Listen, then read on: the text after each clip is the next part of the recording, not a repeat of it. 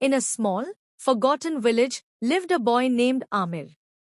He was no more than 12, yet life had already burdened him with the weight of an adult's struggles. His clothes were threadbare, his skin rough from the wind and sun, and his feet calloused from walking the harsh dirt roads of the village. But despite his hardships, Amir held on to hope, a fragile light that flickered inside him.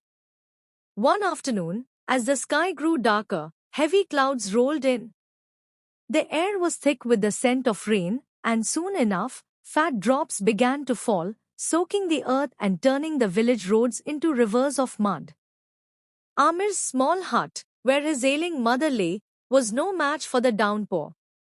Water dripped through the cracks in the roof, pooling on the dirt floor where his mother rested, too weak to move. Amir watched her cough violently, her frail body trembling with each breath. Panic clawed at his chest. He had to do something. He couldn't let her suffer any longer. Grabbing his tattered cloak, Amir stepped out into the storm, determined to find help. The rain pelted down, cold and relentless. Each step he took was heavier than the last as his feet sunk into the thick, sticky mud. He went from house to house, knocking on doors, pleading for help.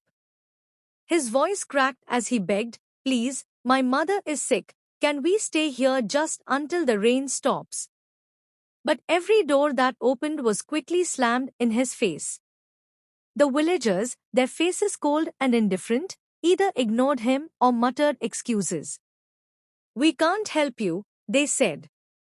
"There's no room." Amir's heart sunk deeper with each rejection. Tears mixed with the rain on his face, but no one saw, and no one cared.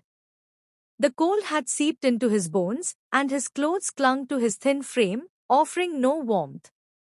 His stomach growled with hunger, a sharp reminder that he hadn't eaten since the morning. Desperate, Amir found his way to the village bakery. The smell of warm bread filled the air, making his hunger all the more unbearable. With hope flickering once more, he approached the baker. "Please, sir," he whispered, his voice weak.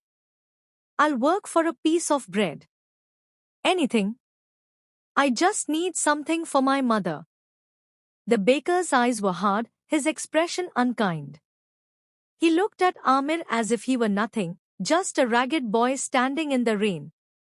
"I don't have time for beggars," he spat, slamming the door shut before Amir could say another word. The sound of the door closing echoed in Amir's ears, louder than the storm. His chest tightened with the sharp sting of rejection, and he stood there, numb with sadness and exhaustion. Asterisk asterisk why? Asterisk asterisk he thought. Asterisk asterisk why won't anyone help us? Asterisk asterisk. He tried once more, stopping at the blacksmith's forge, the warm glow of the fire drawing him closer. But the blacksmith waved him away, barely looking up from his work. "I've got my own problems, kid. Get lost." Defeated, Amir's legs gave way, and he collapsed against a cold stone wall, pulling his knees to his chest. The rain poured harder, the sky weeping with him. He thought of his mother, lying in the damp hut, coughing in the darkness. The weight of his helplessness crushed him.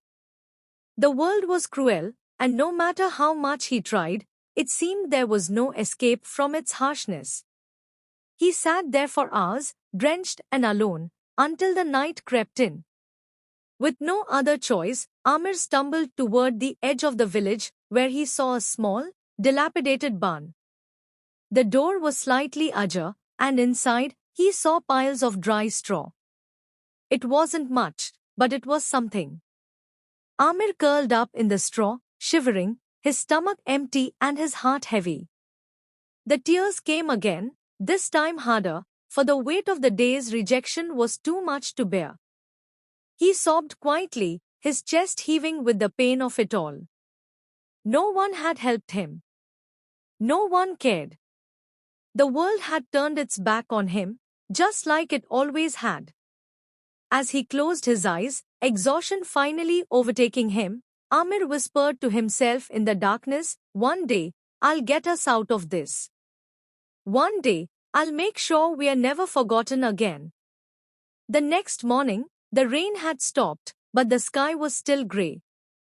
Amir woke up, stiff and cold, but something had changed inside him. The sadness still lingered, a constant ache, but so did a flicker of defiance.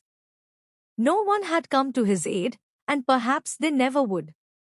But Amir had realized something through the long, painful night, **** he was all his mother had, and he wouldn't give up, ***.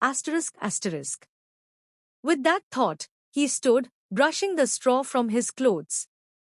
His feet were sore, his body weak, but his spirit, though fragile, was unbroken. He knew the road ahead would be hard, filled with more rain and rejection. But no matter what, Amir vowed that he would keep going. For his mother, and for himself.